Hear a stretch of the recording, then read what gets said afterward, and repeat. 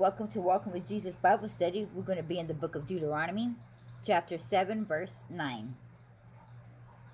Know therefore that the Lord thy God, he is God, thy faithful God, which keepeth in covenant and mercy with them that love him and keep his commandments to 1,000 generations.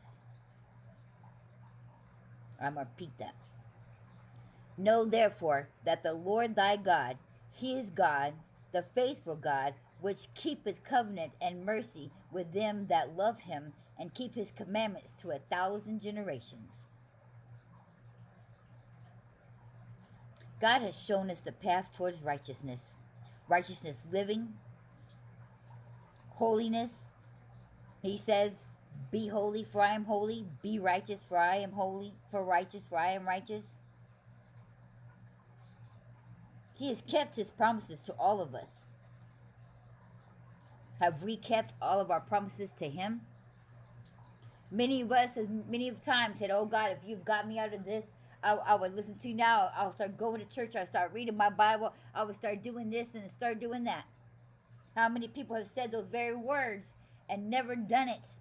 Because you said it when you was young, back in the day. You got a hungover and you just couldn't take it. You was just vomiting all morning long. Oh, I would never drink again, God. If you just take this away from me, I would go to church every Sunday. And then the very next weekend, you're right out there drinking again. You're supposed to love God with all your heart, your mind, and your soul. Might. On all your might. I don't know why I always do that. I keep saying mind instead of might. I have no reason why I do that, but I just do. It says in the Bible, do not swear and do not make an oath. It is better to not do it at all than to make one. For you not to swear at all. And when it says that's not just talking about swearing curse words. It's talking about, oh, I swear on my mama. Oh, I swear on my child. Oh, I swear to God. I swear to God. We're not supposed to do that. It says in the Bible, do not do it at all. For your answer is to be yes if it's yes. No if it's no. Do not swear. Because you can't swear. You don't own anything. You didn't create anything. So why are you to swear by? What is it that you truly own, that you invented, that you created for you to be swearing on? Nothing. It all belongs to God. So you don't need to be swearing on anything. So your answer should just be simple yes or a simple no. Do not make oaths and promises that you do not intend to keep. God is very, very, very, very, very strict on you keeping all your promises. Why? Because he makes sure that he keeps every single promise that he's ever said. That if you was to make a promise, you better make sure you keep it or don't say one at all.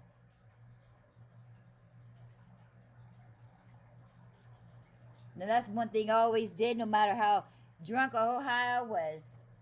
You know, when you smoke weed, you tend to forget what you say sometimes and what have you not. But if I said it, I made sure I kept it. My kids may have taken advantage of me a lot of times. I believe they did on certain things where they come up to me. But Mama, you said you was going to do this. And I'm like, that don't sound like something I would say. But since you said that I promised, I've always kept my promise and kept my word. I don't know if I started doing that because I didn't want to, you know, why I hate just lying to begin with. I've never been a big fan of lying. You know, I got so much trouble growing up as a kid where I was blamed for a lot of things and was called a liar for almost every single thing. And what's so funny is I pretty much told the truth all the time, but it was never believed. Nobody ever wants to believe the truth. Nobody ever wants to listen to the truth when it's right there in front of their face. They never listen to it. And I spoke the truth about a lot of many things. Now, of course, as a kid, I can't say that I didn't never lie. But there's no need for me to lie to begin with. Because I was always in trouble for things that I never did. I always took the rap for somebody. So lying got on my nerves. I was always covering. I was always getting in trouble. Nobody never wanted to believe a word I said. I would get to lots of fights. Doing what the Bible told me to do, to stick up for the people who cannot stick up for themselves. And people always thought I was just a mean child, always fighting for no reason. I wasn't fighting for no reason. People was picking on all the handicapped kids, bullying them, tripping them, punching them. But it says in the Bible to stand up for those people, and I was taught that. That's the very thing that I did. But I was always in trouble for it. They always used to call me a liar. You just out there to start trouble. You're always in fights. I know you're lying. They didn't want to hear what I had to say. It just got on my nerves. So lying was a big pet peeve to me. Couldn't stand it. Still don't stand it to this day. In fact, God gave me the very mighty, blessed gift of discernment that I could always tell when somebody was just full of crap. I didn't know how or why. And a lot of times when they would lie to me, it was like a movie played in my head. And so whether they was going to lie to me about just came about and just came out of my mouth, I would either say what they did, if they was lying about the past event that they did, or if they was lying because they was about to go out and do something else, the present, that it would just pop into my head. And I was like, nah, I just don't think it seems like you're going to go do this. And then my mouth would spit out whatever it is that they was covering for or lying about. And it got them. I got into a lot of fights with my boyfriends, but they always thought I was crazy because they could never figure out how come I always knew these things. Thought I was this kind of stark or crazy chick, which I never did. I'm the last one to do so.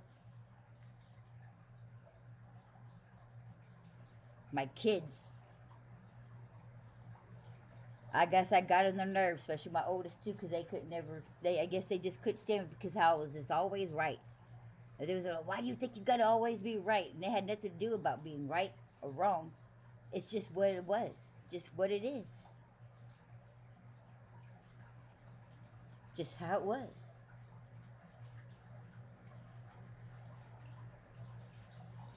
But if I'm going to make such a promise, no matter what condition I was in, I needed to keep that promise. Now, I've made a promise several times throughout my lifetime when I was younger, drinking, where I said those very things. Oh, Lord, you know, I ain't going to do this no more. You just take me up out of this situation, take me up out of this, and I'll, come to church on Sunday. I'll start doing this and I start doing that. How many times was that a lie?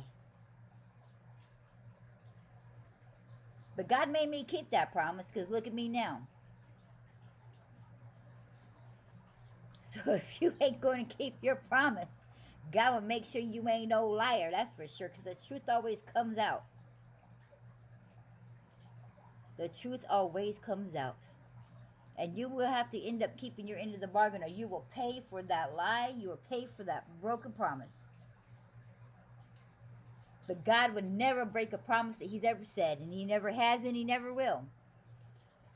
God would never lie to you, for he can't lie. It's not that he won't lie. It's the fact that he cannot lie. He just can't.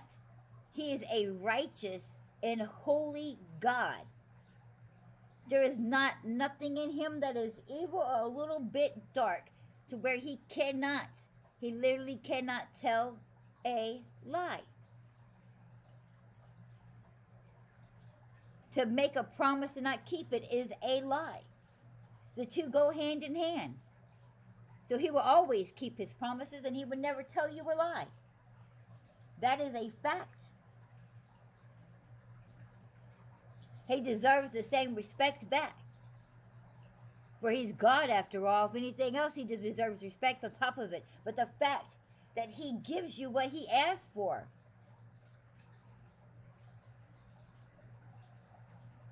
Do you know if everybody else, when this whole entire whatever, besides God, decided to create this earth, what kind of hell we'd be living in right now? Oh, we think it's so bad, we think it's satanic, we just think it's awful. But no, we have God. Now just imagine if somebody else was our God and our creator that was not God, who was righteous and holy. The hell that we would be living in now. Because you know what place does not have God in all its existence? And what is it called? Hell. Hell is the only place where God does not exist. So if God wasn't our creator, and it was somebody else being our creator and created this world and we all live in it, it would be literally hell. Literally. Pure hell. We need to be grateful and thankful that he is our God and our creator and our Father.